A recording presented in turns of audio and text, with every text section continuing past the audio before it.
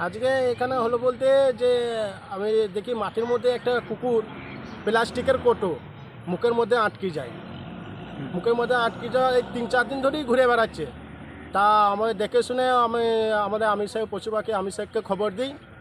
তা সে এসে করে কুকুরটাকে প্লাস্টিকের কোটোটা কেটে করে, লেকিন ও আমাদের খবর দেওয়ার সঙ্গে সঙ্গে তাড়াতাড়ি করেই আসে।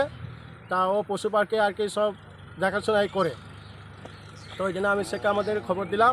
ও এসে প্লাস্টিকের কোটোটা কেটে জালের মধ্যে ধরে সেই কুকুরটাকে প্রাণ বাঁচায়। আমার নাম পড়ে যায় শেখ জামানত, মোনাতিপুর ডাঙ্গাপাড়ায় বাড়ি। আজকে আমি এসেছি বাদশাহী রোড ডাঙ্গাপাড়া কেলেনের এই যে কেলেন পাড়া বলে যেটা চলছে বাগানিপাড়া, এবং একটা অবলা প্রাণী পত কুকুর প্লাস্টিকের কৌটোটা মুখের মধ্যে আটকে থাকে কয়েকদিন ধরে। প্রাণীটা ওই কৌটো নিয়ে গ্রামে এবং মাঠের মধ্যে ছুটে বেড়াচ্ছে। প্রাণীটা বাঁচার আশ্রয় একটা খুঁজে বেড়াচ্ছে, যেহেতু প্লাস্টিকের কৌটোটা মুখ থেকে কখন বেরোবে। এবং এই প্রাণীটা কয়েকদিন ধরে এই প্লাস্টিকের কৌটো নিয়ে ঘুরে বেড়াচ্ছে। এই গ্রামের বাসিন্দা জামালউদ্দিন সিং উনি আমাকে খবর দেয় এই অবলা প্রাণীটার ঘটনাটা বলে।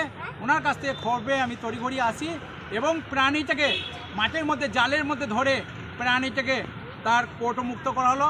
এই ধরনের প্রাণী যদি প্লাস্টিকের কৌটো আটকে থাকে অবশ্যই আমার সাথে যোগাযোগ করবেন, আপনাদের সহযোগিতা করব, তাহলে প্রাণীগুলো বেঁচে যাবে।